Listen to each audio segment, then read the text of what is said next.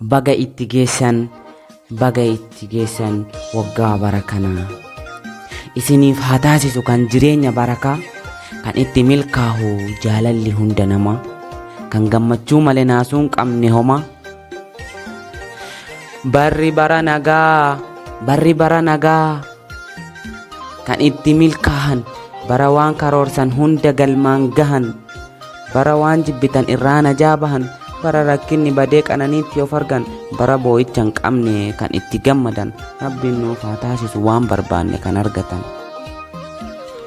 Barris bara nagaa kan gammachuuf kan jaalalaa, kan walitti mufatee hunduun araaramaa, kan dhugaa wal jaallate bara itti wal fuudhu, bara miskiinillee keessallee duroomu, bara kan dhukkubsate dhukkubarraa fayyu.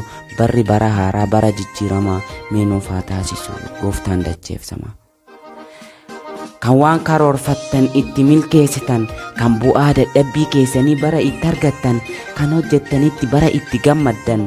Rabbiin nuuf haa godhu gammachuu bara kana.